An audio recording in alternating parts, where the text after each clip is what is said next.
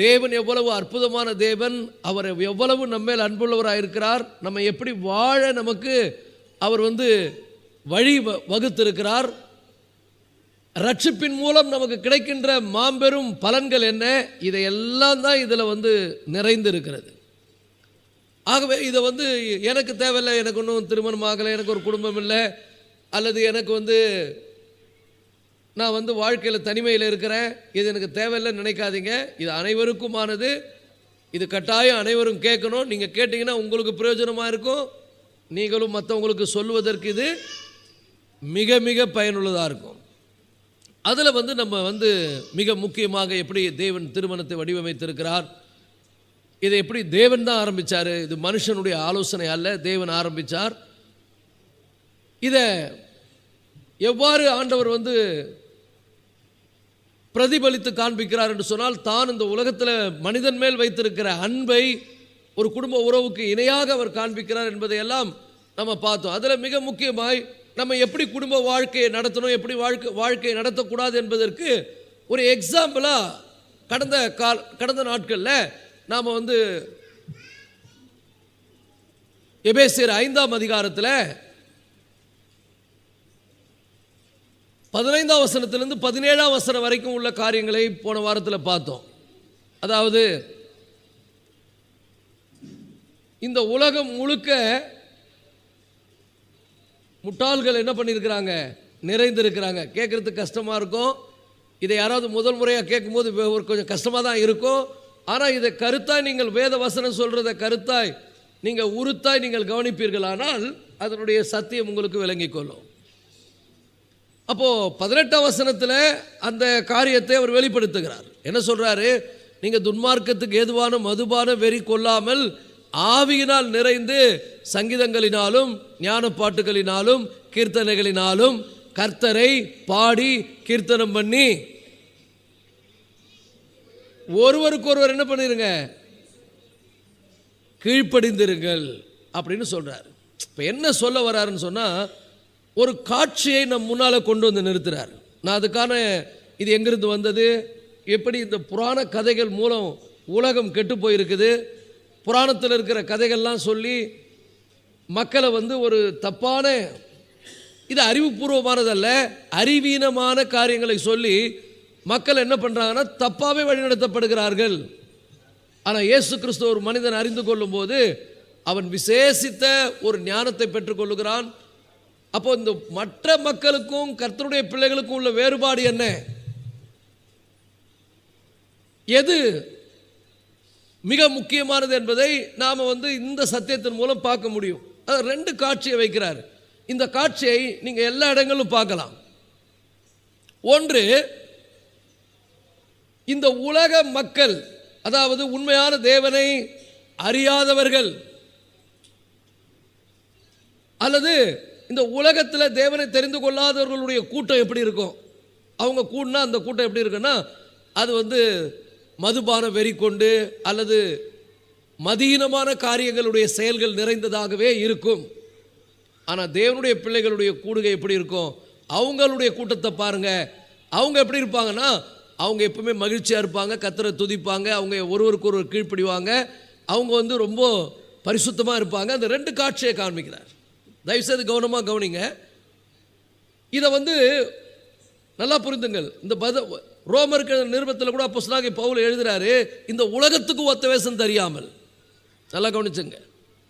அப்போ இந்த உலக மக்களுக்கும் உலகத்தில் இருந்தாலும் நீங்கள் உலகத்துக்குரியவர்கள் அல்ல அப்படின்னு உலகத்தில் வேறு பிரிக்கப்பட்ட ஆண்டவருடைய பிள்ளைகளுக்கும் உள்ள வேறுபாடை இங்கே காட்சிப்படுத்துகிறார். என்ன அருமையான ஒரு காட்சி பாருங்க. சொன்னார், 2 குடும்பத்தையும் பாருன்றார்.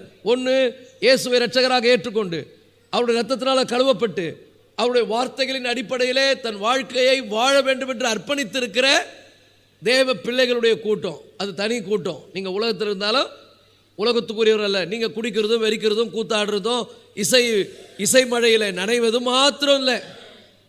ஏன்னா உலக மக்கள் எப்படி இருக்கிறாங்க, நல்லா குடிக்கிறாங்க, நல்லா மேளம் வாசிக்கிறாங்க, நல்லா என்ன பண்ணுறாங்க, கூத்தடிக்கிறாங்க. இதில் தான் அவங்க தன்னை சரிப்படுத்தி கொள்ள பார்க்குறாங்க. இதுக்கு சில புராண கதைகள் அவங்களுக்கு அடிப்படையாக இருக்குது. ஆனால் நமக்கோ இயேசு கிறிஸ்து அடிப்படையாக இருக்கிறார். அவர் நம்ம மேலே அன்பு வைத்து பிதாவுக்கு கீழ்ப்படிந்து தன்னை தானே தாழ்த்தினார். அப்போ தாழ்மையை கற்றுக்கொள்கிறோம். நம்ம ஒருத்தருக்கு ஒருத்தர் தாழ்மையாக இருக்கணுன்றது அவர் கற்றுக் கொடுக்குறாரு. ஆனால் புராண கதைகளிலே இது கிரேக்க புராண கதைகள் மாத்திரம் இல்லை, நம்ம நாட்டில் நிறைய புராண கதைகள் இருக்குது. அதை கேட்டிங்கன்னா நீங்கள் கெட்டு போயிடுவீங்க. அந்த மாதிரி கதைகள் தான் இருக்குது. அப்போது அதை ஃபாலோ பண்ணுகிற ஒரு கூட்டம், அது ஒரு கூட்டம். இன்னொன்று உண்மையான தேவனை பின்பற்றுகிற கூட்டம். இதில் 3 வகையான முட்டாள்களை பற்றி சொன்னேன். ஒன்று கடவுளே இல்லை என்கிற முட்டாள்கள், இன்னொன்று எல்லாமே கடவுள் என்கிற முட்டாள்கள், இன்னொன்று படுமுட்டாள்கள். யாரு? ஆலயத்துக்கு வந்து சத்தியத்தை தெரிந்து கொண்டு பேரளவில் வெறும் கிறிஸ்தவர்களாய் ஞானஸ்தானம் எடுத்திருப்பான், எல்லாம் பண்ணியிருப்பான், ஆனால் சத்தியத்துக்கு கீழ்ப்படினுன்ற ஒரு விருப்பம் இருக்காது. ஸோ இவங்க எல்லாரையும் முட்டாள்கள் லிஸ்ட்டில் வைத்து பாருங்கள். அப்போ நாம் ஆண்டவருடைய பிள்ளைங்க எப்படி இருக்கணும், எப்படி இந்த உலகத்தில் வாழணும். அதனால தான் அந்த நீங்கள் சத்தியத்தை அறிந்து ஆலயத்துக்கு வந்து நீங்கள் இயேசு கிறிஸ்துவனுடைய வார்த்தைகளை கேட்டு இப்படி வாழ்ந்து என்ன பண்ணாதீங்க, அவங்கள போல நடக்காதீங்க. இப்போ வாசிங்க அந்த வசனத்தை, எபேசியர் 5:15-17 வரைக்கும். ஆனபடியினாலே நீங்கள் கொஞ்சம் வாலிமை கூட்டுங்கம்மா, யாரும் வாசிக்கிறீங்க கூட்டுங்க வாலிமை. ஆனபடியினாலே நீங்கள் ஞானமற்றவர்களைப் போல நடவாமல். ஏன் அப்படி சொல்றாருன்னா செப்பரேட் பண்ணி காட்டுறார். எங்கே போனாலும் இந்த ஞானமற்றவங்களை பார்க்க முடியும், நீங்கள் அது கிடையாதுன்றார். நீங்கள் என்ன யாரை குறிக்கிறாரு? என்ன பேபன் முழிக்கிறீங்க சொல்லுங்க. இயேசுவை இரட்சகராக ஏற்றுக்கொண்டு அவரை பின்பற்ற வேண்டும் என்று தீர்மானித்து ரட்சிக்கப்பட்ட கூட்டத்துக்கு சொல்றார். ஏய், உலகத்தில் உலகம் முழுதும் 2 வகையாக பிரிக்கிறார். ஒன்று ஞானமற்றவர்கள், இன்னொன்று நீங்க அப்படி கிடையாதுன்றாரு. நீங்க யாரு? நீங்க ரட்சிக்கப்பட்டவர்கள், நீங்க ஆண்டவருடைய பிள்ளைகள். You are sons and daughter of God. 2 வகையாக பிரிக்கிறார். இதை குடும்பங்களையும் பார்க்கலாம், ரட்சிக்கப்பட்ட குடும்பம், ரட்சிக்கப்படாத குடும்பம். ஸ்கூலில் பார்க்கலாம், ரட்சிக்கப்பட்ட பிள்ளைங்க, ரட்சிக்கப்படாத பிள்ளைங்க. ஸோ உலகம் முழுதும் மூடர்களால் நிறைந்திருக்கிறது. நல்லா புரிந்து கொள்ளுங்கள். காலேஜில் பார்க்கலாம், தேவனுடைய பிள்ளைகள், உலக பிள்ளைகள். இப்பிரபஞ்சத்தின் பிள்ளைகளுக்கும் தேவனுடைய பிள்ளைகளுக்கும் ஒரு பெரிய வித்தியாசம் இருக்குது. தேவனுடைய பிள்ளைகளே, அவங்கள பார்த்து நீங்கள் கெட்டுறாதீங்க. அதான் சொல்றார், ஞானமற்றவர்களைப் போல நடக்காமல். நீங்கள் ஞானமற்றவர்களைப் போல நடக்காமல் ஞானம் உள்ளவர்களைப் போல கவனமாக. நீங்கள் ரட்சிக்கப்பட்டிருக்கிறீங்க, நீங்கள் ரொம்ப கவனமாக நடக்கணும். உங்ககிட்ட இருந்து இந்த உலகம் என்ன கற்றுக்கணும், எப்படி வாழணும், குடும்ப வாழ்க்கையேன்னு கற்றுக்கணும். ஸ்கூலில் நான் எப்படி பிஹேவ் பண்ணோன்னு உங்கள் மூலம் கற்றுக்கணும். அங்கே இருக்கக்கூடிய மாணவர்கள் நீங்கள் உதாரணங்கள். கல்லூரியில், வேலை செய்கிற இடத்துல, நீங்கள் எங்கே இருந்தாலும் நீங்கள் வேற ஆள், கௌரவமாக நடக்கணும். ராமன் சொல்லுங்க, பக்கத்தில் பார்த்து சொல்லுங்க, நீங்கள் எங்கே இருந்தாலும் கௌரவமாக நடக்கணும். எல்லாரும் போல நடக்கக்கூடாது. அங்கே இருக்கிறவங்க குடிப்பாங்க, தப்பான பேசுவாங்க, கெட்ட காரியங்களை செய்வாங்க, அவங்க என்ன வேணா பண்ணுவாங்க, அதை பார்க்கக்கூடாது. இன்னைக்கு உலகம் மூடர்களால் நிரம்பி இருக்கிறது. இந்த 2 கூட்டத்தையும் நீங்கள் எல்லா இடத்துலையும் என்ன பண்ணலாம், பார்க்க முடியும். ஆகவே தான் சொல்கிறாரு, நீங்கள் ஞானமற்றவர்களைப் போல் நடவாமல் ஞானம் உள்ளவர்களைப் போல கவனமாய் நடந்து கொள்ள பார்த்து. ஏன் தெரியுமா, நீங்கள் வாழ்கிற உலகம் ஒட்டுமொத்தமாய் முட்டாள்களால் நிறைந்திருக்கிற உலகம். இந்த முட்டாள்களாக நாம் கூட ஒரு நாள் இருந்தோம்.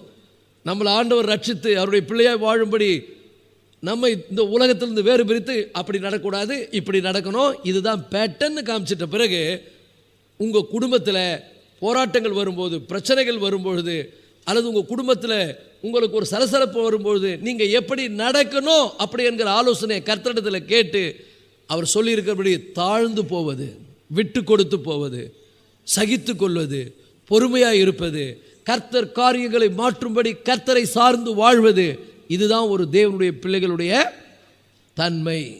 ஆனால் உலக மக்கள் எப்படி வாழ்வாங்க, அதுக்கு ஒரு படத்தையே காமிக்கிறார். ஏன் அப்படி வாழ்கிறாங்கன்றதையும் காமிக்கிறார். அப்போ 2 gathering. One is a spiritual gathering, Another is the worldly gathering. உலக மக்கள் கூடுனா அங்கே கண்டிப்பாக என்ன இருக்கும்? குடி இருக்கும், நல்லா தண்ணி அடிப்பாங்க, நல்லா தாளம் போடுவாங்க, நல்லா டான்ஸ் போடுவாங்க, என்னென்ன பண்ணுமோ அதெல்லாம் பண்ணுவாங்க. அது அவங்களாம் கேட்கவே முடியாது. இதான் வாழ்க்கை நினச்சி நிற்பாங்க. இது எல்லா இடத்துலையும் இருக்கிறது. அவங்களுக்கு வாழ தெரியாது. ஸ்கூலில் இருக்கக்கூடிய பிள்ளைங்க, ரட்சிக்கப்பட்ட பிள்ளைங்க ரொம்ப ஜாக்கிரதை. அங்கே இருக்கக்கூடிய கெட்ட பிள்ளைங்களை ஃபாலோ பண்ணக்கூடாது. பைபிள் சொல்லுது, நீங்கள் அவங்கள போல நடவாமல், ஞானமற்றவர்களை போல் நடவாமல், ஞானம் உள்ளவர்களைப் போல கவனமாய் நடந்து கொள்ள பார்த்து. ரொம்ப அருமையாக வருது இந்த வசனத்தில், கவனிங்க. நாட்கள் பொல்லாதெல்லாம் இருக்கிறபடினால் எல்லாம் கெட்டு போச்சு உலகத்தில். அப்போஸ்தலனாகிய பவுல் தீமோத்தேயுக்கு 2 தீமோத்தேயுக்கு எழுதும்போது எழுதுகிறார், மேலும் கடைசி நாட்களில் கொடிய காலங்கள் வரும் என்று அறிவாயாக. எப்படி எனில் மனுஷர்கள் தற்பிரியராயும் பரப்பிரியராயும் வீம்புக்காரராயும் அகந்த உள்ளவர்களாயும். இதெல்லாம் முட்டாள்தனம், அவங்களுக்கு புரியாது. இந்த முட்டாள்தனத்தை எல்லாம் செய்து கொண்டிருக்கிறார்கள். முட்டாள்தனமாக வாழுறாங்க. ஆனால் பார்க்கறதுக்கு அவங்க தான் பெரிய ஞானி மாதிரி இருக்கிறாங்க. கேட்டால் சொல்லுவாங்க இதான் ஞானம். அப்போ இந்த முட்டாள்களை பற்றி இன்றைக்கி கொஞ்சம் தெளிவாக இன்னும் கொஞ்சம் டீப்பாக பார்க்கணும்னு நம்ம நினைக்கிறோம். முதல்ல பிறக்கும் போதே அவன் பாவ கண்டிஷனில் பிறக்கிறான். ஏன்னா என் தாய் என்னை பாவத்திலே கர்ப்பம் தரித்தாள். ஸோ என்னைக்கு ஆதாமும் ஏவாளும் தேவனுக்கு கீழ்ப்படியாமல் போனாங்களோ அன்னைக்கே இந்த உலக மக்கள் முழுவதும் ஒரு மனிதனாலே முழு உலகமும் பாவத்துக்குள்ளே தள்ளப்பட்டது போல. தட் மீன்ஸ் மதீனம் வந்துருச்சு உலகம் முழுதும். இயேசு வந்தார், நம்முடைய பாவங்களை சிலுவையில் ஏற்றுக்கொண்டவர் மரித்தார், அவருடைய ரத்தத்தை சிந்தினார், அவர் மீது விசுவாசம் வைக்கக்கூடிய அந்த விசுவாசத்தை நமக்கு தந்தார், நம்மை ரட்சித்தார். நம்ம அவருடைய பிள்ளைகளாக மாறிட்ட பிறகு நமக்கும் உலகத்துக்கும் பெரிய வித்தியாசம் இருக்கு. ஒரு ஆமீன் சொல்லுங்க. இந்த வித்தியாசத்தை புரிந்துகொள், இந்த வேறுபாடு புரிந்துகொள். அப்போ நீங்கள் ஞானமற்றவர்களை போல் நடவாமல் ஞானம் உள்ளவர்களை போல கவனமாக நடக்கணும். அதுதான் ஆவியானவர் நமக்கு சபைக்கு சொல்கிற ஆலோசனை. நீ ஒரு குடும்பத்தை கவனமாக நடத்தணும். பிரச்சனை வருதா, இயேசுவை பார், அவர் எவ்வளோ சகித்தார், சகித்துக்கொள். இயேசுவை பார், அவர் தாழ்த்தினார், தாழ்த்து. இயேசுவை பார், அவர் அன்பு கூர்ந்தார், அன்பு கூறு. நமக்கு அதான் எக்ஸாம்பிள். ஏதோ ஒரு குடும்பத்தில் பிரச்சனை, அவங்க அடிச்சுன்னு போகிறாங்க, அவங்க டைவர்ஸுக்கு போய் நிற்கிறாங்க, இந்த வாழ்க்கையே வேணான்னு சொல்கிறாங்க அப்படின்னு சொன்னால் அதை ஃபாலோ பண்ணக்கூடாது. That is not Christianity. கிறிஸ்தவம் என்பது என்ன? விட்டு கொடுப்பது, மன்னிப்பது, சகித்துக் கொள்வது, கர்த்தர் காரியங்களை மாற்றும்படி ஜபிப்பது, ஞானம் உள்ளவர்களாய் நடப்பது. இதெல்லாம் உலகத்துக்கு சொன்னால் நம்மள பைத்தியக்காரன் அவன். ஏன்னா அவன் பிறந்திருக்கிறதே பாவ நிலையில் பிறந்திருக்கிறான். The condition, he was born in sinful condition. It doesn't have a knowledge, spiritual knowledge இருக்காது. அப்போ நல்லா புரிஞ்சுங்க. இந்த உலகம் சொல்லுது அவனுக்குன்னா அறிவே இல்லையா, புத்தியே இல்லையா, ஞானமே இல்லையான்னு சொல்லும்போது, ஏன்னா அவன் செய்கிறது முரணாக இருக்கிறது, தவறாக இருக்குது என்பதை பார்த்து ஞானம் இல்லாத ஒரு மேனஸ் இல்லாமல் நடக்கிறான்னு சொல்கிறோமே. அது மாத்திரம் இல்லை வேதம் சொல்லுவது. வேதம் சொல்லுவது ஞானமற்றவளை போல நடவாதுன்னு சொன்னால் நல்லா புரிஞ்சுங்க. உலகத்தில் இருக்கிற ஒவ்வொரு மனிதனும் பாவத்தில் பிறந்திருக்கிறான். அவன் பாவ கண்டிஷனில் இருக்கிறபடினால அவன் செய்கிறதெல்லாம் அவனுக்கு எப்படின்னா அவன் செய்கிறது அவன் ரைட்டுன்னு நினச்சிக்கிறான். ஸோ இந்த முட்டாள்களுடைய கண்டிஷனை குறித்து பரிசுத்த வேதம் சொல்லுகிறது. நீதிமொழிகள் புத்தகத்தில் நம்ம வாசிக்கிறோம். முதலாவது அவன் பிறக்கும் போது எப்படி பிறக்கிறான்? அவன் பாவத்தில் பிறக்கிறான். ஏன்னு சொன்னால் நீதிமொழிகள் 25:15 சொல்லுகிறது, பிள்ளையினுடைய நெஞ்சில் மதியினம் ஒட்டி இருக்கும். ஏன்னா பாவம் இருக்குது, பாவம் இருக்கிறதுனால அதுக்கு என்ன ஆகுது? மதியினம் ஒட்டி இருக்கு. மதியினம் ஒட்டி இருக்கிறதுனால அது அப்படியே வளருது. குழந்தை வளர வளர அது பாவம் வளருவதனால அது முட்டாள்தனத்திலே வளருகிறது. பிறவியிலேயே அவன் எப்படி வளர்கிறான்? நீதிமொழிகள் 22:15 சொல்லுகிறது, பிள்ளையினுடைய நெஞ்சில் என்ன இருக்கிறது? மதியினம் ஒட்டி இருக்கிறது. இப்படி வளருது. அப்படியே இந்த மதியினம் வருது. மதியினம் வளருதுனால நல்லா புரிஞ்சுங்க. வேதம் ஒரு முட்டாள்களினுடைய காட்சியை நமக்கு காண்பிக்கிறது, ஒரு படத்தை காண்பிக்கிறது. நம்ம ஏற்கனவே போன வாரத்தில் பார்த்தோம். சங்கீதங்கள் புத்தகம் 14ஆம் அதிகாரத்தினுடைய முதல் வசனம், தேவன் இல்லை என்று மதிகேடன் தன் இருதயத்திலே சொல்லிக் கொள்ளுகிறான். இன்னைக்கு நல்லா புரிஞ்சு கொள்ளுங்கள். தப்பு பண்ணுறவெல்லாம் என்ன நினச்சி பண்ணுறான்? இதை கிறிஸ்தவம் கூட சில பேர் கிறிஸ்தவம் பண்ணுறான். கடவுள் பார்க்கல, நான் எப்படி வேணால் வாழலாம்னு நினைக்கிறான். முட்டாள். கடவுள் பார்க்குறாரு, இந்த உலகம் பார்க்குது. எங்கேயோ ஒரு இடத்துல அது என்ன ஆகுது? நீங்கள் செய்கிற எல்லாமே ரெக்கார்ட் ஆகுது. இந்த செல்ஃபோனில் மூலமாக இன்றைக்கி நிறைய பிள்ளைங்க பண்ணுற தப்பு பார்த்தீங்கன்னா, அவங்க நினச்சிக்கிறாங்க இதை யாரும் பார்க்க மாட்டாங்க, இது யாருக்கும் தெரியாது, நம்ம வந்து லாக் போட்டு வச்சுக்கிறோம், நம்ம பாட்டு நான் அனுப்புகிறோன்னு. நல்லா புரிஞ்சுங்க, இது இன்னொரு இடத்துல என்ன ஆகுது, ஸ்டோர் ஆகுது. இன்னொரு இடத்துல உலக பிரகாரமாக ஸ்டோர் ஆகுது, ஒன்று விட்டுருங்க. அடுத்தது தேவன் இதை பார்க்குறார். அப்போ முதல்ல ஒருத்தன் தப்பாக நடக்கிறதுக்கு காரணம்னா கடவுள் பார்க்கல. ஏன்னா அவன் உள்ளத்தில் சங்கீதம் 14:1 சொல்லுது, தேவன் இல்லை என்று மதிகெட்டவன் தன் இருதயத்தில் சொல்லிக் கொள்ளுகிறான்.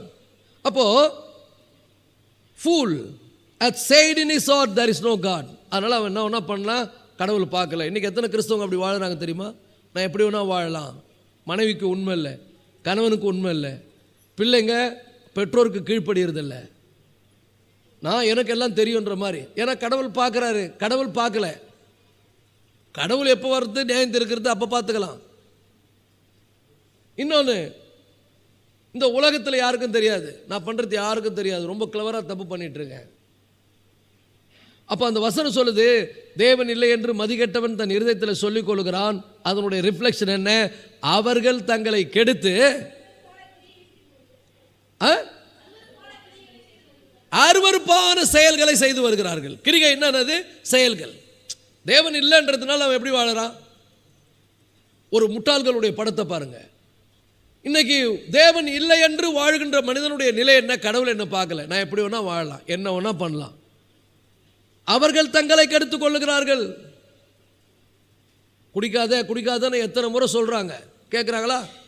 போர்டில் கூட எழுதி போட்டுக்கிறான், குடியை கெடுக்கும், குடிப்பழக்கம் உடல் நலத்தை கெடுக்கும், குடி நாட்டுக்கும். எத்தனையோ பேருக்கு நான் சொல்லிட்டேன், கேட்குறதே இல்லை. கடைசியாக பார்த்தா மருத்துவமனையில் குற்றுயிரும் கொலை உயிருமாக ரொம்ப மிகுந்த வேதனையில் கஷ்டத்தில் அவங்க இருக்கிறாங்க. அப்போ அவங்க வீட்டில் இருக்கிறவங்க சொல்ல வந்து ஜோம் பண்ணுங்க. ஜோம் பண்ணும்போது என்ன ஜோம் பண்ண முடியும் நம்மளால்? அவங்க என்ன பண்ண, நம்ம ஜோம் பண்ணாலும் ஆண்டவர் அந்த ஜபத்தை அங்கீகரிக்க போகிறதில்லை. ஏன்னா நீ முழுவதுமாய் கெடுத்து கொண்டாய். உனக்கு என்னை யாரும் கேட்குறதுக்கு யாரும் இல்லை, நான் இப்படி தான் இருப்பேன். ரகசியமாக தப்பு பண்ணுறது, அதனுடைய விளைவு வரும்பொழுது தேவனுடைய பிள்ளைகளை அன்னைக்கு பேப்பரில் மற்ற அவமானப்படக்கூடிய ஒரு சூழ்நிலை வந்துடும், வாழ்க்கையில் விரக்தி அடைஞ்சிடும். இந்த மூடர்களின் கூட்டம் உலகம் முழுதும் இருக்கிறது. ஒரு கூட்டம் சொல்லுது கடவுள் இல்லை, நான் எப்படி வேணா வாழலாம். இன்னொரு கூட்டம் தனக்குன்னு ஒரு கடவுளை உண்டாக்கி வச்சுக்குது.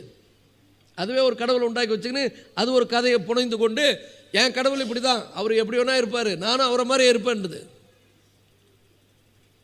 இன்னொரு கூட்டம் என்ன பண்ணுது, ஆலயத்துக்கு வருது, எல்லாம் பண்ணுது, தேவனுடைய வார்த்தையை கேட்கறதுல அவருக்கு பயப்படுற பயம் இல்லை, பார்த்துக்கலாம், ஆண்டவர் வந்து மன்னிப்பார். அப்படி இது ஒரு பெரிய முட்டாள். இவங்க எல்லாருடைய நிலையும் பாருங்க, ரொம்ப கெட்டு போய் கொடுமையான ஒரு சூழ்நிலைக்கு தள்ளப்படுவாங்க. வாழ்க்கையே தொலைச்சிருவாங்க, வாழ்க்கையே நிம்மதி இழந்துருவாங்க. அன்னைக்கு வந்து நான் இப்படி பண்ணிட்டேன், நான் முட்டாள்தனம் பண்ணிட்டேன், அன்னைக்கு ஃபீல் பண்ணுவாங்க. அதனால தான் வேதம் சொல்லுது, நீ கவனமாக நட. ஒரு குடும்பத்தில் கணவன் மனைவிக்கு சண்டை வருது, பிரச்சனை வருது. பிரச்சனை வரும்போதே அந்த பிரச்சனைக்கான ஒரு தீர்வு என்ன, ரெண்டு பேரும் ஜெபம் பண்ணி ஆண்டவருடைய ஆலோசனை கேட்டு, யார் மேலே தப்பு, சரி தப்பாக இருக்கிறவங்க உண்மையாகவே தப்பாக அங்கீகரித்து, ஆமாம் என் மேலே தப்பு, சாரிங்க, சாரிம்மா, அல்லது சாரிங்க அப்படின்னு மன்னிப்பு கேட்டு அதை ரிகன்சில் ஆகி அந்த குடும்பத்தை நடத்துறது எவ்வளவு சிறப்பானது. அதை விட்டுறது சண்டை, எல்லாத்துக்கும் சண்டை. ஒரு சின்ன சண்டை ஆரம்பித்தா போதும், ஒரு சின்ன பிரச்சனை வந்துட்டால் போதும். அது வந்து நம்ம தமிழர்கள் பழமொழி அழகாக சொல்லியிருக்காங்க, ஆகாத மனைவி கைப்பட்டா குற்றம், கால்பட்டா குற்றன்ற மாதிரி. ஆகாத கணவன் கைப்பட்டா குற்றம், கால்பட்டா குற்றன்ற மாதிரி இது அப்படியே பெருகுது. தப்பு யார் இழைத்தாலும், தவறை யார் இழைத்திருந்தாலும் அவர்கள் கவனமாய் நடக்க வேண்டும். குடும்பத்தில் கவனமாய். பிள்ளைங்களோடு சொல்கிறேன், பெற்றோருங்க எவ்வளோ சொல்கிறாங்க, போ ஸ்கூலுக்கு போ, ஒழுங்காக போய் படி, கேட்குறதே இல்லை. செல்ஃபோனை வச்சு நோண்டிக்கிட்டே இருக்கிறது, செல்ஃபோனில் விளையாடுறது. அவங்க என்ன சொல்கிறது எனக்கு, நான் என்ன கேட்குறது, எனக்கு எல்லாம் தெரியும், நான் பெரிய ஞானின்னு நினைக்கிறது. கடைசியாக எல்லாத்தையும் கோட்டை விடுறது. எனக்கு தெரிந்த எத்தனையோ பேரை பார்த்துருக்குறேன். பெற்றோர்கள் கண்ணீர் வடிப்பாங்க, எல்லாரும் புத்தி சொல்லுவாங்க, கேட்கவே மாட்டாங்க. அவங்களுக்கு எல்லாம் என்னன்னா, ரெண்டு வகையான மக்கள் இருக்கிறாங்க. ஒன்று, கடவுளே இல்லைன்னு நினச்சி தன்னை கெடுத்துக்கொள்கிற ஒரு கூட்டம் இருக்குது. இன்னொரு கூட்டம் இருக்குது, நான் தான் கடவுள் எனக்குன்னு. அந்த கூட்டம் கிறிஸ்டியனில் கூட இருக்கிறாங்க. அவங்க எனக்கு எல்லாம் தெரியுங்க, எங்கள் அப்பாவோ எங்கள் அம்மாவோ எங்கள் போதகரோ யாரோ எனக்கு சொல்ல தேவையில்லைங்க, எனக்கு எல்லாம் தெரியும், என் வழியை நான் பார்த்துக்கிறேன்.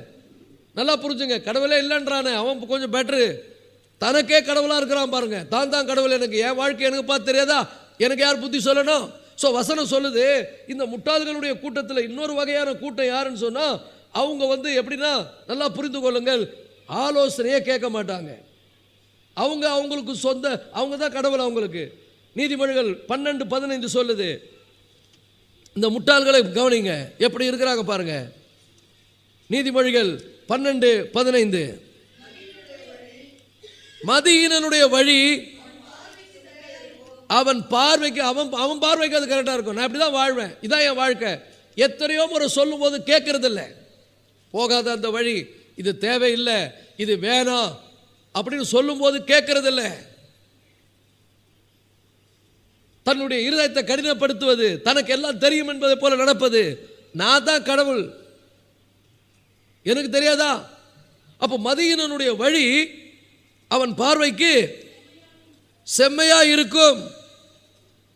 நல்லா புரிஞ்சுங்க, அவனுடைய வாழ்வு, அவன் ஆலோசனைக்கு என்ன பண்ண மாட்டானா, செவி கொடுக்கிறவனோ ஞானம் உள்ளவன். இவன் செவி கொடுக்க மாட்டான், எனக்கு தெரியணுமா. நல்லா சொல்றதை கேட்டுங்க, அனுபவத்திலிருந்து யாராவது உங்களுக்கு எடுத்து சொல்லும்போது உங்களுக்கு தெரியாது, நீங்கள் புரிஞ்சுங்க. தேவனுடைய வார்த்தையை நான் ஊழியக்காரன் சொல்லும்போது, ஒரு குடும்பத்துக்கு ஆலோசனை கொடுக்க வரேன், அந்த குடும்பத்தில் இப்படி நடந்துங்கன்னு சொன்னால், இதில் நீங்கள் உங்களுக்கு தெரியாது, நான் கர்த்தருடைய ஊழியக்காரன், உங்களுக்கு ஆலோசனை சொல்கிறேன், நீங்கள் கீழ்ப்படியணும். அதை விட்டுட்டு நீங்கள் அப்படியே எதிர்த்து நிற்பீங்கன்னா உங்கள் குடும்பம் பெரிய சிதைவை சந்திக்கும். நீங்கள் கடைசியாக கோர்ட்டில் போய் நிற்பீங்க, போலீஸ் ஸ்டேஷனில் போய் நிற்பீங்க. நான் ஒரு சில பேருக்கு ஆலோசனை கொடுத்தேன், இப்படி செய்யாதீங்கன்னு, கேட்கவே இல்லை. வெகு விரைவிலேயே அந்த காரியம் மோசமான நிலைக்கு போச்சு. அப்புறம் என்னை பார்த்து வருத்தப்பட்டாங்க, நீங்கள் சொல்லும்போது நான் செய்யலைங்க, இப்படி மாட்டிக்கணும் அப்படின்னாங்க. ஏன்னா அவங்க ஆலோசனைக்கு செவி கொடுக்கல. இன்னைக்கு கர்த்தருடைய பிள்ளைகளே, ஒன்று ஊழியக்காரனுடைய ஆலோசனையை கேள், முதல்ல தேவ ஆலோசனையை கேள். நான் போகிற வழி கரெக்ட் தானா, நான் இப்படி நடக்கலாமா, இப்படி செய்யலாமா, கவனமாய் நடங்கள். கவனம் இல்லைன்னா உங்களுக்கு சொல்றதுக்கு ஆள் இருக்காங்க. கர்த்தருடைய ஆவியானவர் உங்களை நடத்துவார், தேவ ஊழியக்காரர்கள் உங்களை நடத்துவாங்க, முதிர்ந்தவங்க உங்களை நடத்துவாங்க. அதுக்கு தான் ஆலோசனை கேட்க தான் சபைக்கு வரும். சபைக்கு எதுக்கு வரும்? கர்த்தருடைய ஆலோசனையை கேட்கும்படி வருகிறோம். சில பேர் சும்மா பேருக்குன்னா ஒப்புக்குன்னா ஊழியக்கார பயன்படுத்துவாங்க. சும்மா கூப்பிட்டு என்ன நீங்கள் ஆலோசனை சொல்கிறீங்க பார்க்கலாம், நீங்கள் சொல்கிறது கரெக்டாக தப்பான்னு அவங்க இடம் போடுவாங்க. பேருக்குன்னா சும்மா கேட்குறதே வேஸ்ட்டு, ஊழியக்காரனுடைய வார்த்தையை கேட்கறது இல்லை. நான் பல பேருக்கு சொல்லியிருக்கிறேன், பல சூழ்நிலைகளை சொல்லியிருக்கிறேன், இதை செய்யாதீங்க இப்படி தவறுன்னு சொல்லியிருக்கிறேன். நான் சொன்னாக்கா அவங்க கேட்க மாட்டாங்க, இவர் தன்னுடைய சுயநலத்துக்கு சொல்கிறாருன்னு நினைப்பாங்க. போய் பட்டு திருந்தி வருவாங்க. அப்போ வருவாங்க அப்படியே நிர்கதியாக நிற்பாங்க, சொல்லுவாங்க இந்த மாதிரி ஆயிடுச்சு, இந்த மாதிரி சூழ்நிலை ஆயிடுச்சுன்னுவாங்க. நான் என்ன பண்ண முடியும்? நான் ஒன்றுமே பண்ண முடியாது. அப்போ முதல் முட்டாள் யாருங்க? கடவுள் இல்லைன்னு சொல்கிறவன். ஏன் அவன் சொல்கிறான்? தன்னை கெடுத்துக்கொள்றதுக்கு என்னெல்லாம் வழி இருக்குது அதை கேட்கறதுக்கு ஆள் இல்லை. கடவுள்னு ஒருத்தர் இருந்தால் தான் அவர் என்னை பார்க்குறாரு, நான் எனக்குள்ள ஒரு உணர்வு வரும். கடவுள்னு ஒருத்தர் இருக்கிறார் நான் நம்புறா தானே நான் போய் தப்பு செய்ய மாட்டேன். கடவுள் இருக்கிறாருன்னா அவருக்கு பயப்படணுமே, அதனால நான் கடவுள் இல்லைன்னு சொல்லிடுறேன். ஆனால் அவன் செய்யும் போதெல்லாம் அவன் மனசாட்சி கடவுள் ஒருத்தர் இருக்கிறாரு உணர்த்தி கொண்டே தான் இருக்கும். மனுஷன் தன்னை கெடுத்து கொள்வதற்கு இப்படி இந்த உலக மக்கள்லாம் பாருங்க, சொல்லும் போது கேட்கறதே இல்லை. ஒரு பையன் இருந்தான், அவனுக்கு எவ்வளோ சொன்னேன் கேட்கல, குடி குடி குடி குடி, ஆலோசனைக்கு செவி கொடுக்கறது இல்லை. அவன் பார்வையில் நான் முட்டாள் மாதிரி தெரிஞ்சேன். ஆனால் திடீரென்று அசம்பாவிதம் அந்த பையன் செத்தே போனான்,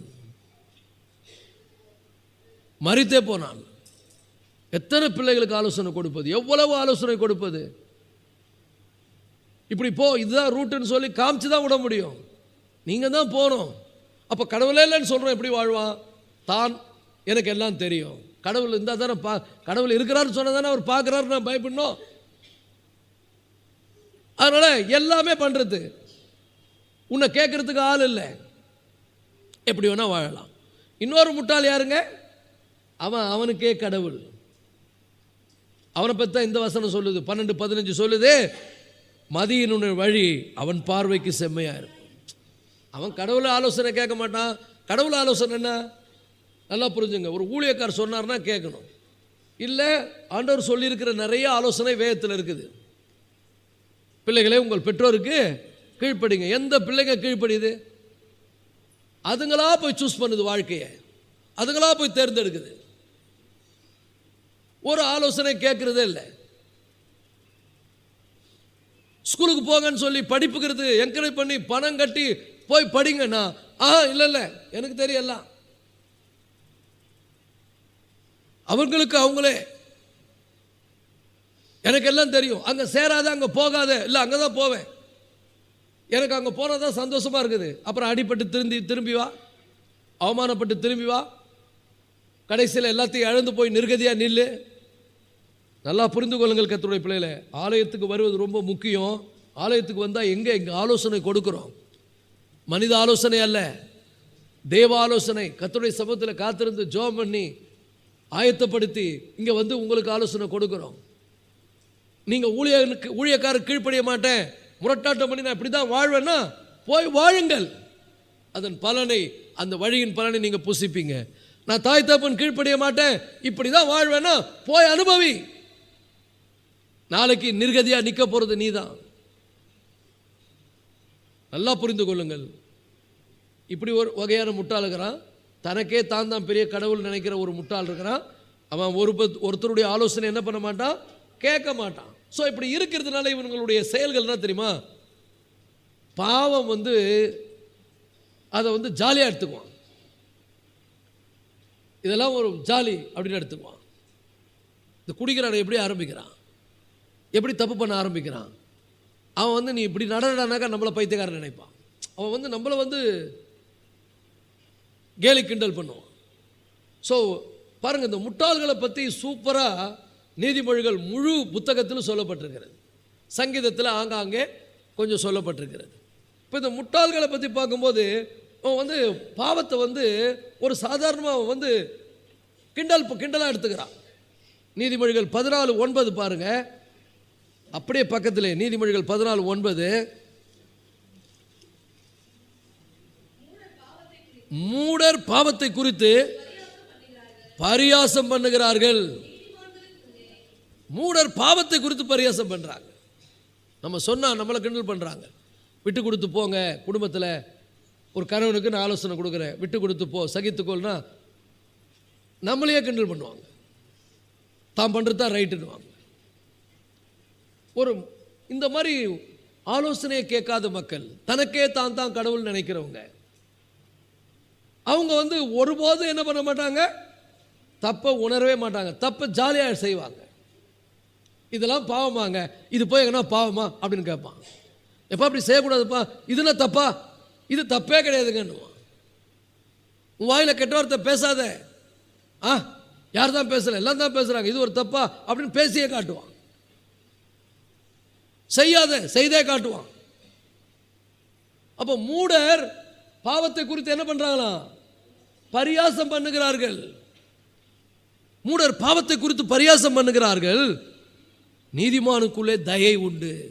நல்லா புரிஞ்சுங்க. பாவத்தோடு நீ விளையாடாத. உன் தகப்பன் புத்தியை கேள், உன் தாயின் போதகத்தை மறவாதே. அது உனக்கு அலங்காரமான முடியா இருக்கிறது. அது உனக்கு ஒரு பெரிய சரப்பணியை போல இருக்கும். நீங்க வாஸ்து பாருங்க நீதிமொழிகளை. ஆலோசனைக்கு செவி கொடுக்கிறவன் பிரச்சனைக்கு விலகி போவான்னு சொல்லப்பட்டிருக்கிறது. செய்யாதன்னு சொல்லும்போது, மற்றவங்க சொல்லும்போது அதனுடைய விளைவை புரிந்து கொண்டு அவங்க அனுபவிச்சதான் சொல்றாங்க என்பதை உணரணும். குடும்பத்தில் இதெல்லாம் மிக முக்கியம். இன்னொரு குடும்பத்தை பார்க்குறீங்க, அந்த குடும்பத்தில் ஒரு பயங்கரமான கலவரம் வருது. எதனால் வருது? நான் அவங்கள மாதிரி வாழக்கூடாது, நான் கொஞ்சம் சகித்து கொள்ளணும், கஷ்டம். ஆனால் ஆண்டவர் சொல்ற ரொம்ப கவனமாக நட. நீ ஞானமுற்றவர்களை போல நடக்காத. அவங்க கெட்ட வார்த்தை பேசுவாங்க, அவங்க தூசணமாக பண்ணுவாங்க, அவங்க அடிதடி சண்டை போடுவாங்க. அதை மாதிரி நீ பண்ணாத. நீ அன்பாரு, நீ விட்டு கொடு, நீ மன்னி, சகித்துக்கொள். ஆனால் சுயம் இருக்குது பாருங்க, அது விடாது. அப்போ அந்த சுயத்தை நம்ம ஜெயிக்கணும், அந்த மாம்சத்தை நம்ம ஜெயிக்கணும். ஸோ எல்லாருக்குமான போதனை இது, நல்லா புரிந்து கொள்ளுங்கள். இந்த கூட்டத்தை நீங்கள் எல்லா இடத்துலையும் பார்க்கலாம். உங்கள் ஊர், உங்கள் வீட்டுக்குள்ளே நீங்கள் இருக்கும்போதே நீங்கள் பார்க்கலாம். இன்னொரு குடும்பத்தை பாருங்கள், அங்கே மூடர் கூட்டம் ஒன்று இருக்கும், ஸ்கூலில் இருக்கும் மூடர் கூட்டம். அவங்க என்ன பண்ணுவானுங்க, கிண்டல் பண்ணுவானுங்க, கட்டடிப்பானுங்க, எல்லாம் பண்ணுவானுங்க. அவங்கள ஃபாலோ பண்ணிடக்கூடாது. நீ கர்த்தருடைய ஆலோசனை தான். கல்லூரியில் இருப்பாங்க, வேலை ஸ்தலத்தில் இருப்பாங்க, அவங்க எல்லாம் பண்ணுவாங்க. அவங்க கூட சேராதன்னு எத்தனை முறை சொன்னேன்னு அப்புறம் ஃபீல் பண்ணி சொல்லுவாங்க வீட்டில். இப்போ நீயும் அவங்க கூட குற்றவாளி ஆகிடுவேன். அப்போ நல்லா புரிந்து கொள்ளுங்கள் கர்த்தருடைய பிள்ளைகளை. ரெண்டு, இந்த ஆண்டவர் இவ்வளவு அழகாக நமக்கு தெளிவாக காண்பிக்கிறார் காட்சி. உலக மக்களை பாரு, நீ ஆண்டவருடைய பிள்ளை, அவங்கள மாதிரி நீ போகாத. அவன் கஷ்டம் வந்தால் தண்ணி அடிப்பான், எங்கேயாவது போய் அப்படியே என்ன வேணா பண்ணுவான், அதெல்லாம் ஒன்றும் இல்லைன்னுவான். பாவம்லாம் ஒன்றும் இல்லைங்க, ஏங்க இதெல்லாம் பாவமாங்க, இது ஜாலிங்க அப்படின்வான். நீ நம்ம பாவம்னா அவன் நம்ம பாவத்தை குறித்து பரியாசம் பண்ணுவான். நீ பாவம்னு சொன்னால் நம்மளை கிண்டல் பண்ணுவான். அதெல்லாம் பிழைக்க தெரியாது. உலகத்தில் பிறந்தா எதனா அனுபவிக்கணும். நாளைக்கு கொடிய நோய் வந்து மருத்துவமனையில் ரொம்ப அனுபவிக்கிற ஒரு நேரம் இருக்கும். அன்னைக்கு யாராலும் உனக்கு உதவி செய்ய முடியாது. கர்த்தருடைய பிள்ளைகளை, நீதிமொழிகள் 1ஆம் அதிகாரத்தில் ரொம்ப அழகாக அதை வந்து சாலமோன் சொல்லுகிறார்.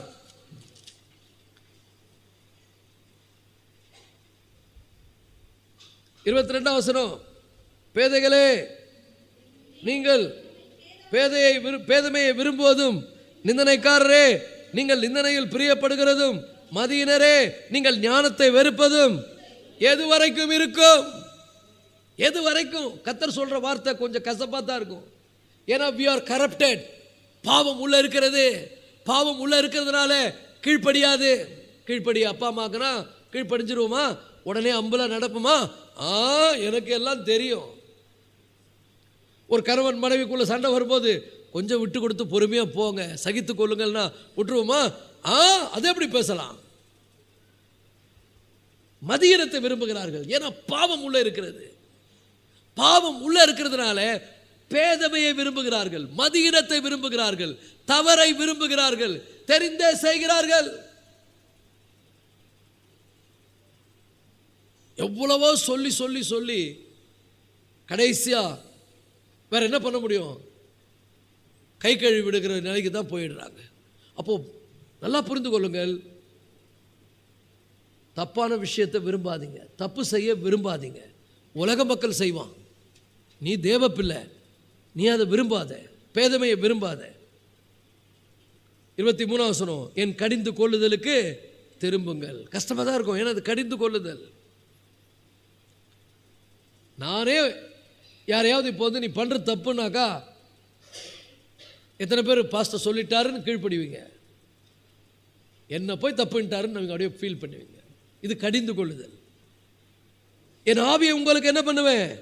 அருளுவேன், என் வார்த்தைகளை உங்களுக்கு தெரிவிப்பேன். கர்த்தர் வெளிப்படுத்துவார். ஜெபம் பண்ணீங்கன்னா கர்த்தர் உங்களை நடத்துவார்.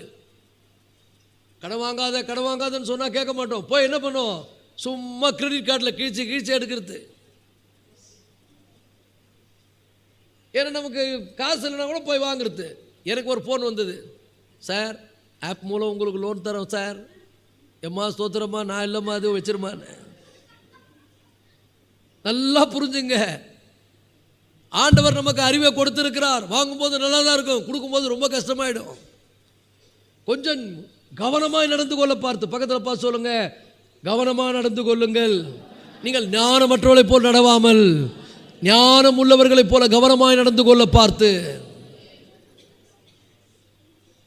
அப்போ நிறைய பேருக்கு சொல்லும் போது கேட்கறதே இல்லை, கொடுக்குறாங்க போய் வாங்குறது, அப்புறம் மாட்டிக்கணும் முழிக்கிறது. குடும்பத்தில் பிரச்சனை வருவதற்கு காரணம் என்ன? உலக மக்களை பார்த்து நம்ம நல்லா புரிஞ்சுங்க, சிக்கனமாக இருங்கன்னு நிறைய பேர் கோவம் வரும்.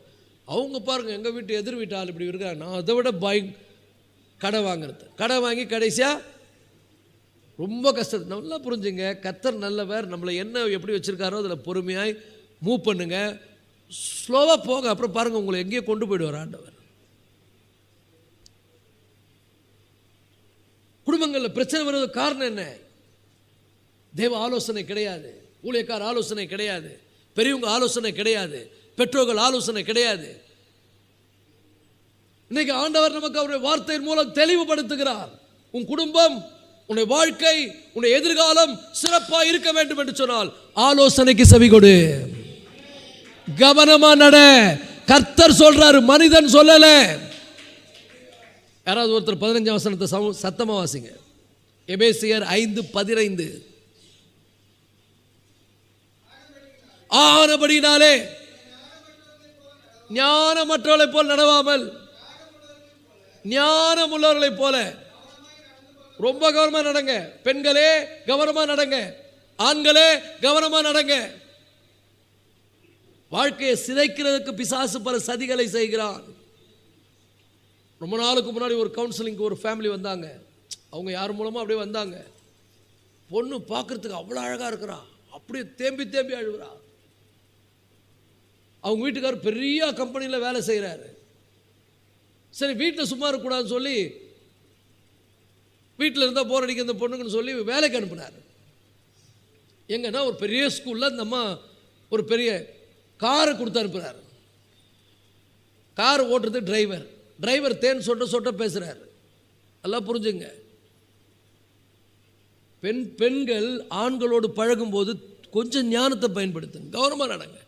அவன் தேன் சொட்ட பேசுகிற உடனே அவனை அப்படியே நம்பிடுது. அது வேற எங்கேயும் தவறான ஒரு உறவுக்கு கொண்டு போகிறது. கடைசியாக பார்த்தா அந்த விஷயம் வேற மாதிரி போய் அவருடைய கணவர் இந்த பெண்ணே வேணாம் எனக்கு, அவங்க சொல்கிறேன் எங்கள் வீட்டுக்காரர் என்ன வேணான்ட்டார், நான் டிரைவர் கூட போகிறேன்றான். எந்த நிலைக்கு போது பாருங்க. போனால் அந்த நிலை எப்படி இருக்கும் கொஞ்சம் யோசித்து பாருங்க. வாலிப பெண் பிள்ளைகளே, உங்களுக்கு சொல்லுகிறேன், ஆகாத சம்பாஷணை நல்லொழுக்கங்களை கெடுக்கும். கவனமாய் நடங்கள். சில ஆண்கள் இருக்கிறாங்க, அதுவும் போதகராக இருப்பது ரொம்ப கஷ்டம். நல்லா புரிஞ்சுங்க. பல பேரை சந்திக்க வேண்டியது வரும். ஊழிய ஆரம்ப நாட்களில் நிறைய கடிதங்கள் எனக்கு வரும். ஒன்று அன்பின் கடிதங்கள். அது நீங்களே டிரான்ஸ்லேஷன் பண்ணீங்க. நல்லா புரிஞ்சுங்க கர்த்தருடைய பிள்ளைகளை. யார் எப்படி நம்மளை பிசாசு கவுப்பான்னு தெரியாது. நீங்கள் ஆண்கள் பெண்களிடத்தில் பழகும்போது ரொம்ப ஜாக்கிரதையாக பழகுங்க. யார்கிட்ட பழகுறீங்கன்னு கவனமாக நடங்க.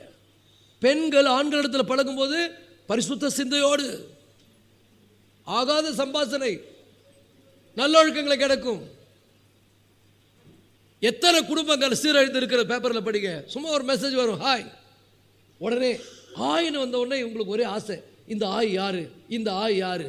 ஐயோ, அது பயங்கரமான ஆய், அந்த ஆயை நீ தொடாத. கேட்கறதே இல்லை. ஹாய், இவங்களோ ஆய். அங்க ஒரு ஆய், இங்க ஒரு ஆய். ஆயோ ஆய், வாழ்க்கை நாசமா போய். இன்னைக்கு எப்படிலாம் குடும்பம் கெட்டு போகுது தெரியுங்களா? நீங்கள் ஞானமற்றவர்களை போல் நடவாமல். தேவனுடைய பிள்ளைகள்லாம் ரொம்ப ஞானம். நானும் சில இடங்களுக்கு போகிறேன், கவுன்சிலிங் போகிறேன். ஆரம்ப காலத்தில் பார்த்தீங்கன்னா நிறைய கவுன்சிலிங் பண்ணியிருக்கிறேன். ரொம்ப ரொம்ப நம்மளை ரொம்ப அன்பு கூறுவாங்க. அவங்க அன்பு கூர்ந்தாலும் நம்ம ஏசப்பாவா அங்கே மாறிடணும். ஒரு ஆமென் சொல்லுங்க. இயேசு எப்படி இருந்தால் பிஹேவ் பண்ணுவோம் அப்படி பண்ணோம். நம்மளும் அப்படி கொஞ்சம் இறங்கணும்னு வச்சுக்கோ, முடிஞ்சது கதை.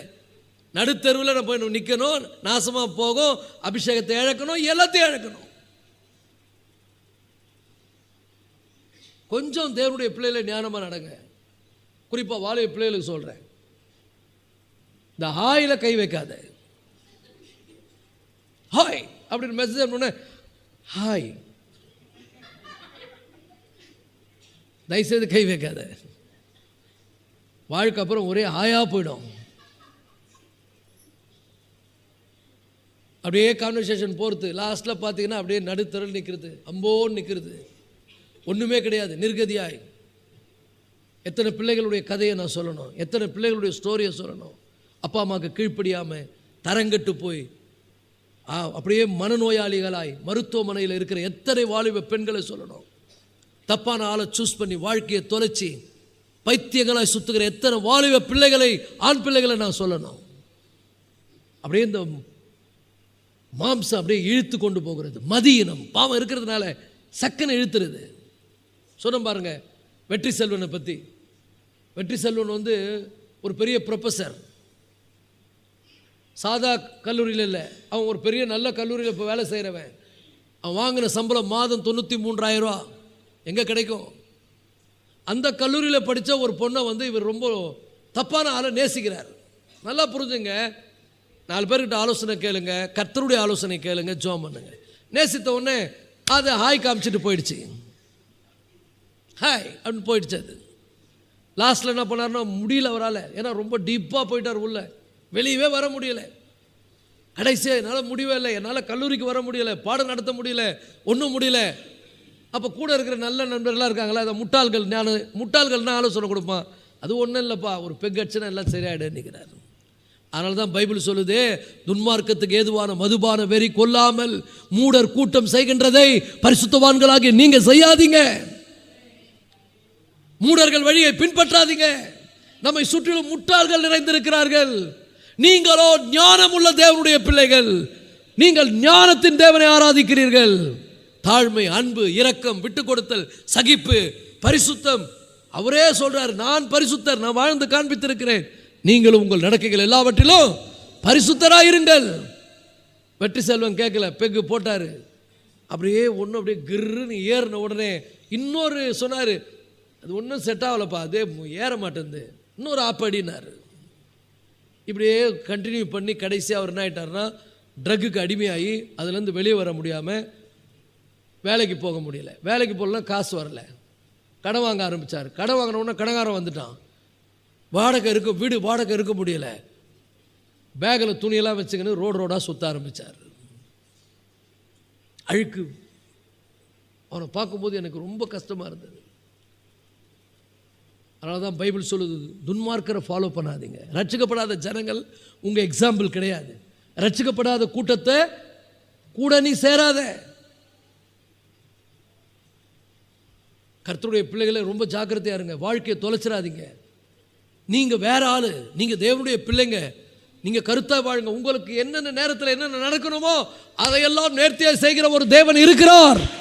அதின் காலத்தில் அதை நேர்த்தியாய் செய்கிறவர். அவசரப்படாத, முட்டாள்கள் மாதிரி நடந்துக்காத, கவனமா நட. இன்னைக்கு நிறைய பேர் அவசரப்பட்டு வாழ்க்கையை தொலைத்து போனார்கள். இப்படி ஒரு வாழ்க்கை எனக்கு தேவையா? இதை விட நான் வந்து செத்துறதே நல்லது, நான் செத்துறேன்னு சொல்லி தற்கொலை நோக்கி போகிற எத்தனையோ குடும்பங்களை நான் கேள்விப்பட்டிருக்கிறேன். கர்த்தருடைய பிள்ளைகளே, நல்லா புரிந்து கொள்ளுங்கள். நாம் வேற, இந்த உலக மனிதர்கள் வேற. உலக மனிதர்கள் நம்முடைய மாடல் கிடையாது. அவங்க எப்படி வேணா ட்ரெஸ் பண்ணுவாங்க, அதை நீ ஃபாலோ பண்ணாத. அவங்க எப்படி வேணா முடி வெட்டுவாங்க, அதை நீ ஃபாலோ பண்ணாத. அவங்க உடம்புல என்ன வேணா பண்ணுவாங்க, நீங்க அதை ஃபாலோ பண்ணாதீங்க. நீங்க வேற, அவங்க வேற. இந்த உலகம் ஒட்டுமொத்த முட்டாள்களால் நிரம்பி இருக்கிறது. கேட்கவே மாட்டாங்க, ஆலோசனையை சொல்றதை புரிஞ்சுக்கவே மாட்டாங்க. ஸோ அவர்களுடைய முட்டாள்தனத்துக்கு அளவே கிடையாது. அவங்க எப்படி நடந்து கொள்வாங்க அப்படின்னு சொன்னால், நீதிமொழிகள் 15:2 இன்னும் அழகா பாருங்க. இந்த முட்டாள்களுடைய கதையை படிக்கிறதுக்கே நமக்கு இன்னைக்கு நேரம் இருக்கும். நீதிமொழிகள் 15:2, ஞானிகள் நாவு அறிவை உபயோகப்படுத்தும், மூடரின் வாயோ புத்தீனத்தை கக்கும். ஒரு ஆமென் சொல்லுங்க. போய் இந்த உலக ரட்சிக்கப்படாத மக்கள் கிட்ட ஆலோசனை கேட்காது. ரட்சிக்கப்படாத மக்களுடைய ஆலோசனையே கேட்காது. புத்தீனத்தை கக்கும், தப்பான ஆலோசனை கொடுத்துருவாங்க, தவறா நடத்திடுவாங்க. ரொம்ப கேர்ஃபுல்லா இருங்க. கத்திரிடத்தில் வாங்க, கத்திரிடத்தில் ஆலோசனை கேளுங்க, ஊழியக்காரர்கிட்ட ஆலோசனை கேளுங்க, எல்லாத்துக்கும் மேல உங்க பெற்றோருடைய ஆலோசனை கேளுங்க. பெற்றோருடைய ஆலோசனை கேட்கலன்னா வாழ்க்கை எங்கேயோ தொலைச்சிருவீங்க. தேவையில்லாமையா பைபிள் அப்படி எழுதியிருக்கிறாரு. உன் தகப்பன் போதகத்தை கேள், உன் தாயின் போதகத்தை தள்ளாதே, அவைகள் உனக்கு அலங்காரமான முடியும், உனக்கு சரப்பணியுமா இருப்பதாக. நீதிமொழிகள் படிங்க, அதுக்கு தான் சொல்றேன். முட்டாள் யார் என்று தாங்க தெளிவாக காமிக்க முடியும். என்னை என்ன அழகா தாவீது அங்கே சங்கீத சாலமோன் எழுதுறாரு பாருங்க. ஐயோ யாருக்கு வேதனை, யாருக்கு துக்கம், யாருக்கு ரத்தம் கலங்கின கண்கள், யாருக்கு காரணம் இல்லாத காயங்கள். என்னை அடித்தார்கள், எனக்கு நோகவில்லை. என்னை அறைந்தார்கள், எனக்கு சுரணை இல்லை. நிலைமை எப்படி ஆகுதான்?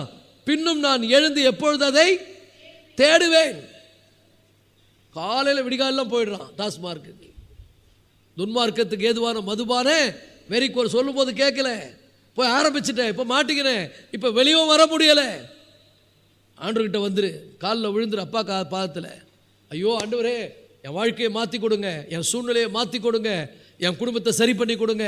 இன்னையிலேருந்து உங்கள் பிள்ளையா உங்களுக்கு சாட்சியாக வாழ்வேன், ஆகாத சம்பாசனைக்கு போக மாட்டேன்.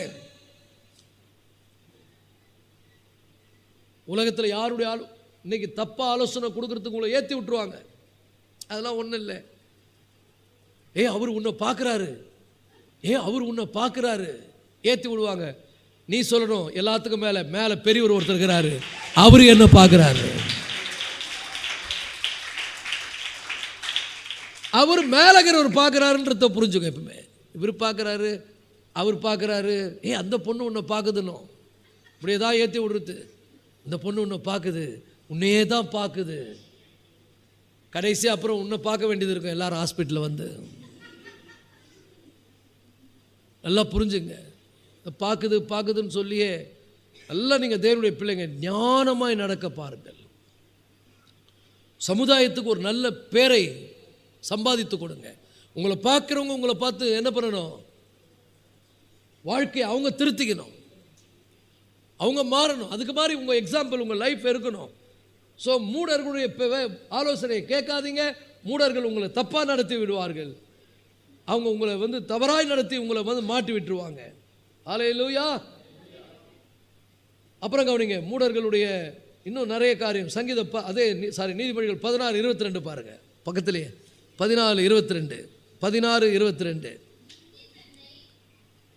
புத்தி தன்னை உடையவர்களுக்கு ஜீவ ஊற்று, மதியினருடைய போதனை மதியினமே. ஒரு ஆமென் சொல்லுங்க. இப்போ நல்லா கவனிங்க, ரொம்ப சாலமோன் தெளிவுபடுத்தி காமிக்கிறார்.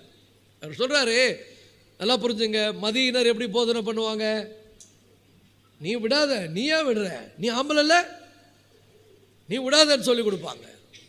ஆனால் ஆண்டவர் என்ன சொல்லி தருவார்? நீ தேவனுடைய பிள்ளை, நீ ஆம்பளை, ரெண்டாவது நீ ஏன் பிள்ளை.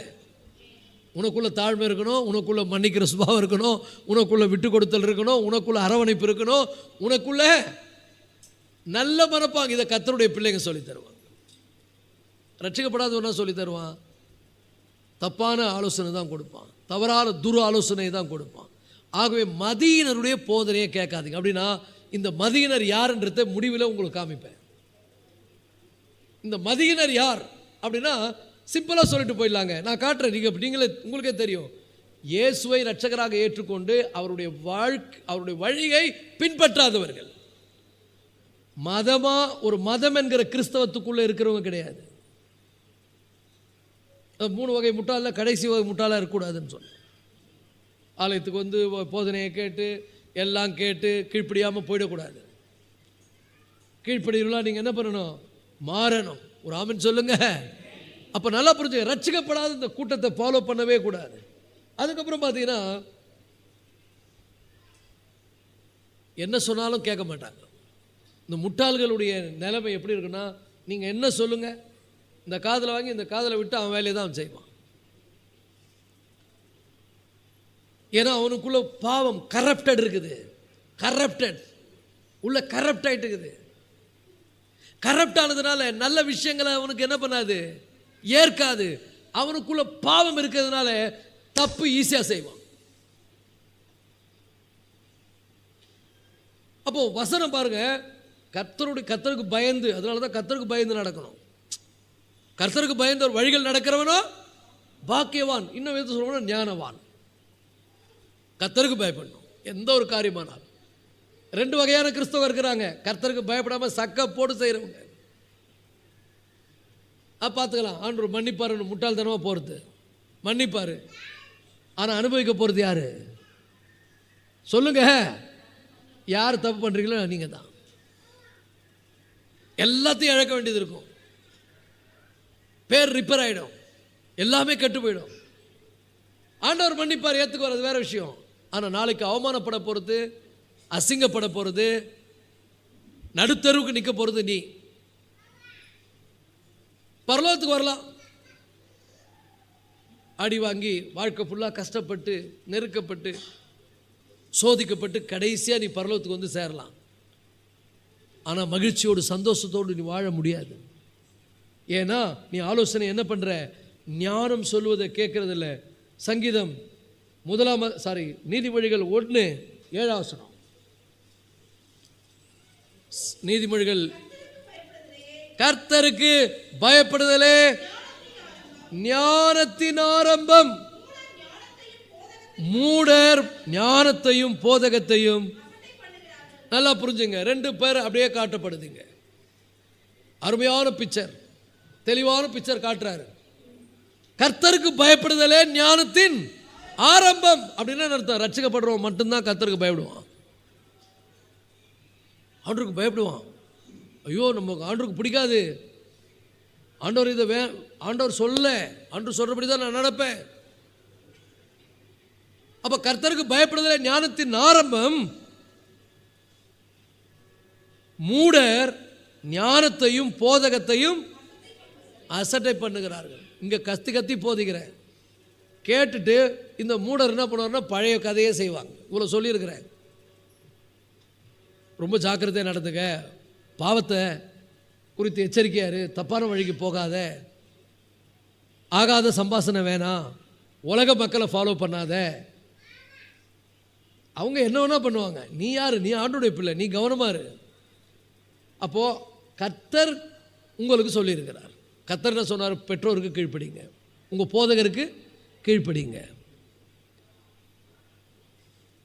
போதகத்தையும் கேட்கறது இல்லை, பெற்றோர் சொல்றதையும் கேட்கறது இல்லை. நல்லா புரிந்து கொள்ளுங்கள் கர்த்தருடைய பிள்ளைகளை. உங்களுக்கு அனுபவம் இல்லைனாலும் அனுபவப்பட்டவங்க சொல்றதை கேளுங்க. ஆலோசனைக்கு செவி கொடுக்கிறவன் ஞானவான். அப்ப இந்த மூடர் என்ன பண்றாங்க, போதகத்தை அசட்டை பண்ணுகிறார்கள், ஞானத்தை அசட்டை பண்ணுகிறார்கள். அதை ஏற்றுக்கொள்ள மனம் இருக்காது, ஏன்னா டோட்டலி கரப்டட். செல்போனை ரொம்ப நேரம் யூஸ் பண்ணாத வேணான்னு சொல்லி பாருங்க, அப்படியே இந்த சுயம் அப்படியே எழும்பும்.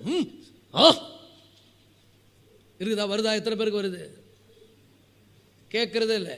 கடைசியாக மென்டல் சிக்காகி ஓமந்தூர் ஹாஸ்பிட்டலில் ட்ரீட்மெண்ட்டுக்கு போவாங்க, வேற மாதிரி போவாங்க.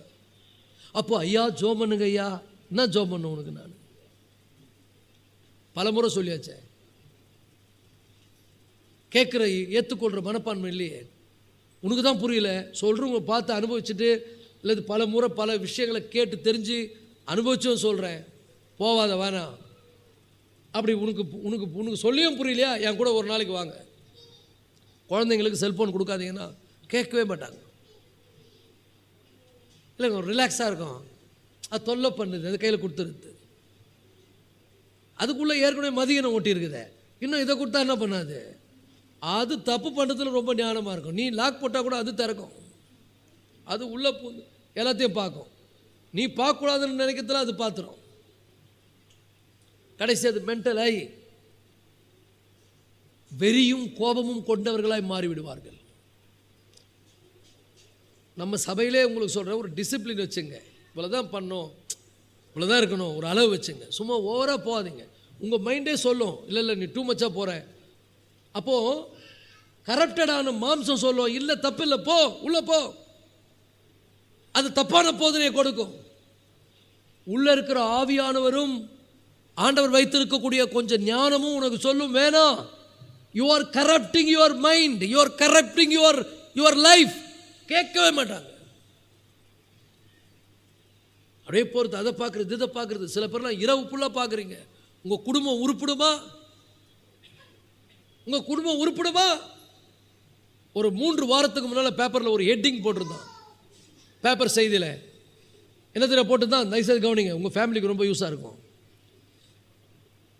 இரவு உணவு கொடுக்காமல் செல்போனையே பார்த்து கொண்டிருந்த மனைவி படுகொலை. போட்டான், ஒரே போட, போ சோற போட மாட்டியா, உன்னை போடுறன்னு போட்டான் அவன். எத்தனை மனைவிகள் தெரியுமா கணவனுக்கு செய்ய வேண்டிய காரியத்தை செய்யறதில்ல, ஃபோன்லேயே நோண்டிக்கினே இருக்கிறது. எங்க அந்த ஃபோனு அப்படியே பார்த்துக்கிட்டே இருக்கிறது. எத்தனை பிள்ளைங்க பார்த்துக்கிட்டே இருக்கிறது. உங்களுக்குள்ள வெறியும், உங்களுக்குள்ள மன அழுத்தமும், உங்களுக்குள்ள பயங்கரமான கெட்ட குணங்களும் உருவாகும். பொய் சொல்ல ஆரம்பிச்சிருவீங்க, தப்பு பண்ணுவீங்க, எல்லாம் பண்ணுவீங்க. தயவுசெய்து சொல்லுகிறேன், FGCC ஃப்ரீ ஃப்ரம் செல்போன். நம்ம எல்லாருக்கும் ஒரு டிசிப்ளின் இருக்கணும். செல்போன் மிக அவசியமானது தான். செல்போன் மிகவும் அத்தியாவசியமான ஒன்று. இன்றைக்கு சமூகத்தில் அது மிக முக்கியமான பங்கை வகிக்கிறது. ஆனால் எதுக்கு பயன்படுத்தணுமோ அதுக்கு தான் பயன்படுத்தணும். வேதம் சொல்லுது, கர்த்தருடைய வார்த்தை சொல்லுகிறது, அறிவு பெருத்தவன், சொல்லுங்க சத்தமா தெரிஞ்சவங்க, நோய் பெருத்தவன். அப்படின்னா என்ன அர்த்தம்? இதை தெரிஞ்சுக்கணும், அதை தெரிஞ்சுக்கணும், அப்படியே போகிறது. இதை தெரிஞ்சுக்கோ, குழம்பு எப்படி வைக்கிறது, ரசம் எப்படி வைக்கிறது, தக்காளி சட்னி எப்படி வைக்கிறது, அவங்கள எப்படி கெடுக்கிறது, அப்படியே போய் போய் போய் அப்படியே நோயாகி போகிறது. தயவுசெய்து சொல்கிறேன், கர்த்தருடைய பிள்ளைகளை, செல்ஃபோன் அருமையான கருவி, தேவைக்கு மாத்திரம் தான் பயன்படுத்தணும். உங்களுக்குள்ளேயே அது ஒரு ஆண்டவர் சிஸ்டம் வச்சுருக்காரு. ஓ டூ மச்ன்னு சொல்லும், டக்குன்னு ஸ்டாப் பண்ணிடணும். இல்லை யாரையாவது விட்ட ஆண்டவர் சொல்லுவார். அது மூளை சொல்லி கூட கேட்கல, சொல்லுன்னுவார். சொல்லும் போது டக்குன்னு ஓகே குட் ஸ்டாப். பொறுத்து அதை பார்க்குறது, இதை பார்க்குறது, அவர் என்ன இவர் என்ன போட்டு போட்டு போட்டு வெறியும் கோபம் உள்ளாகி. தயவுசெய்து ஒரு முறை நீங்கள் என்ன பண்ணுங்கள், இந்த செல்ஃபோன் பழக்கம் உள்ளவங்க ஓமந்தூர் ஹாஸ்பிட்டல் போங்க, கீழ்ப்பாக்கம் பைத்தியக்கார ஹாஸ்பிட்டல் போங்க. சீரியஸ் பயன்படுத்தின எத்தனையோ பெற்றோர் கண்ணீரும் கமலமா அந்த பிள்ளைங்களை நினைச்சாங்க நிற்கிறாங்க. செல்போன் பயன்படுத்தி டைவர்ஸுக்கு போன குடும்பங்கள் எத்தனை பேர், செல்போனால் குடும்பம் பிரிஞ்ச குடும்பங்கள் எத்தனை பேர். இதெல்லாம் புரிந்து கொண்டு ஒழுக்கமாக கவனமாக. இன்னொரு முறை வாசிங்க, 15ஆம் வசனத்தை வாசிங்க, எபேசியர் 5:15. இப்பயாவது நல்லா மூளையில் ஏறுதா பார்ப்போம், படிங்க. ஆனபடினாலே நீங்கள் யாருங்க நாங்கள். நீங்கள்னா பைபிள் உங்களை பார்த்து சொல்லுது, நாங்கள், நான், ஹை. ஞானமற்றவர்களை போல் நடவாமல் ஞானம் உள்ளவர்களை போல கவனமாய் நடந்து கொள்ள பார்த்து. நாட்கள் பொல்லாததா இருக்குதுங்க, எல்லாம் இருக்குதுங்க. உலகம் முழுவதும் பாவம் பெருகிடுச்சுங்க. காலத்தை என்ன பண்ணுங்க, பிரயோஜனப்படுத்திக் கொள்ளுங்க. Save your time.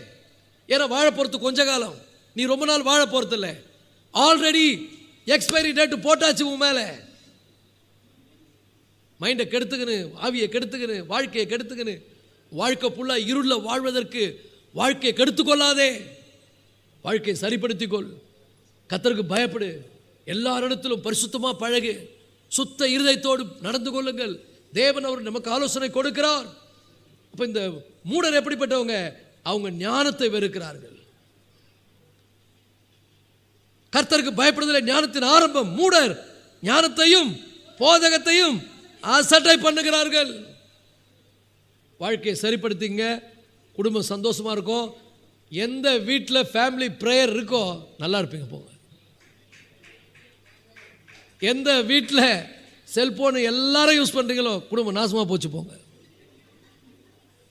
ஒரு அளவுக்கு மேலே நீங்கள் நல்ல பொருள் cellphone, we can use it for good purpose. முறை தவறி போனால் வாழ்க்கை கெட்டு போய்விடும், குடும்பம் கெட்டு போய்விடும், சூழல் கெட்டு போய்டும், உங்களுடைய சாஃப்ட்வேர் இன்னும் டேமேஜ் ஆகிடும், உங்கள் மைண்டு கெட்டு போய்டும், தகாத காரியங்களை செய்ய தூண்டும். உஷாராக இருந்து கொள்ளுங்க. ஒரு விசுவாசியாக நான் என்ன பண்ணணும் இன்னைக்கு அதுதான் நம்ம பார்க்க போகிறோம். ஆஸ் அ பிலீவர், நான் ஒரு தேவனுடைய பிள்ளையாய் முதல்ல வசனம் சொல்லுது, கவனமாக நட. பக்கத்தில் பார்த்து சொல்லுங்க, நீ ரட்சிக்கப்பட்டால் தானே, கவனமாக நட. எப்படி வாழணும்னு கொஞ்சம் சிந்தித்து பார்த்து வாழ. என்ன பண்ணுறோம், இதான் கவனமாக நடக்கிறதுனா சிந்திக்கணும்.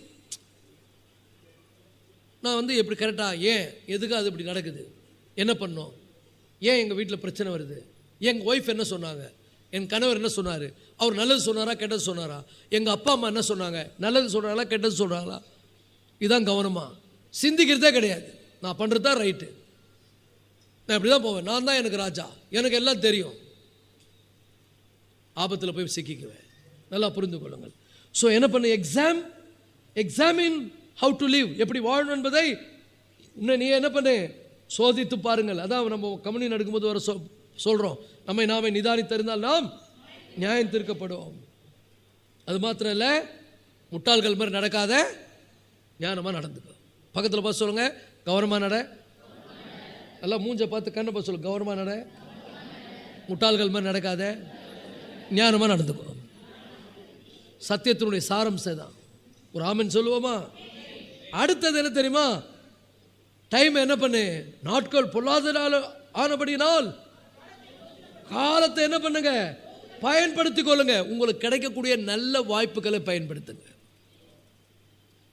எப்படி மணி சேவ் பண்ணலாம், இன்னைக்கு நாளைக்கு எனக்கு ஒரு பிரச்சனை வந்தால் நான் எப்படி, how to save my money, எப்படி நேரத்தை சேவ் பண்ணலாம். ஸோ காலம் பொல்லாத இருக்கிறதுனால ஞானமாக என்ன பண்ணுங்க, நடந்து கொள்ளுங்கள்.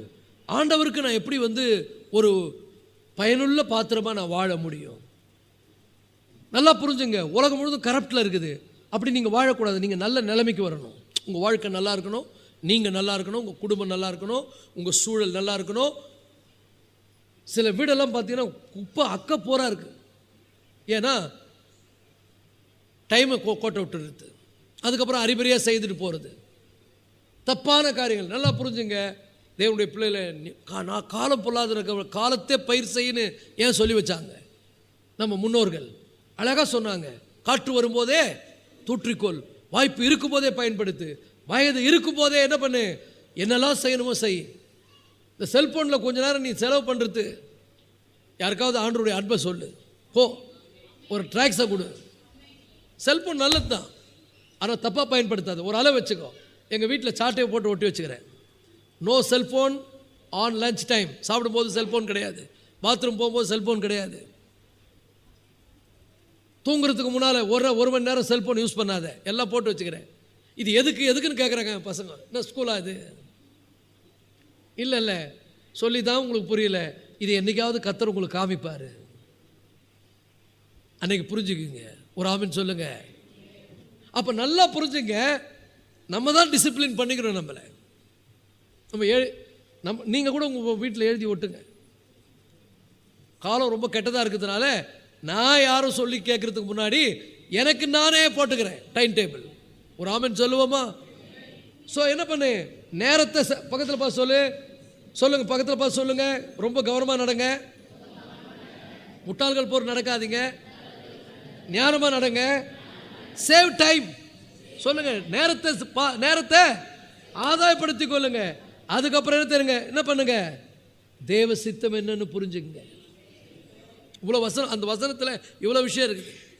நான் இன்னைக்கு உலகத்தில் இருப்பதுனால தேவ சித்தம் என்ன, நான் ஒரு கணவனாக இருக்கிறதுனால என் கணவனாய் நான் என்ன தேவ சித்தத்தை செய்ய போகிறேன், மனைவியாக இருக்கிறதுனால நான் தேவ சித்தத்தை எப்படி செய்ய போகிறேன், ஒரு பிள்ளையாய் நான் தேவ சித்தத்தை எப்படி செய்ய போகிறேன். ஒரு ஆமென் சொல்லுங்க. ஸோ தேவனுடைய சித்தத்தை ஃபாலோ பண்ணுங்க.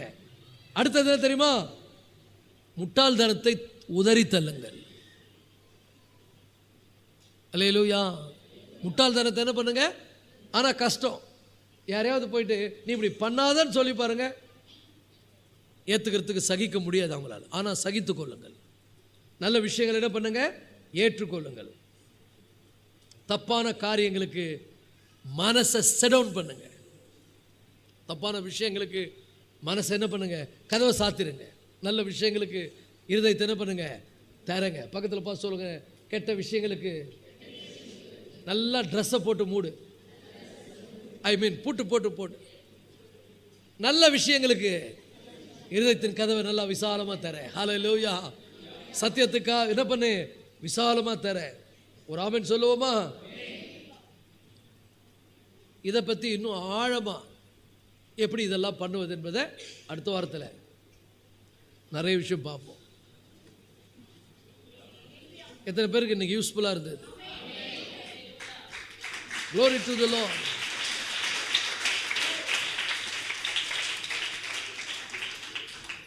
போதகத்தை கேட்டிருக்கிறீங்க. இந்த போதகத்தை என்ன பண்ண போகிறீங்க? ஏற்றுக்கொண்டு அதன்படி வாழ போகிறீங்களா? அப்படி வாழ்ந்தால் கர்த்தருடைய பிள்ளைகளை நீங்கள் தலை சிறந்தவர்களாக இந்த உலகத்தில் இருப்பீர்கள். அல்லேலூயா. அதனால் யாருக்கிட்ட போய் மன்னிப்பு கேட்கணும், மன்னிப்பு கேளுங்க. யாரையாவது சரி பண்ணால் சரி பண்ணுங்க.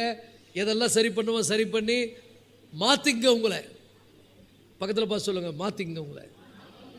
அல்லேலூயா. எல்லாரும் எழுந்து இருப்போம்.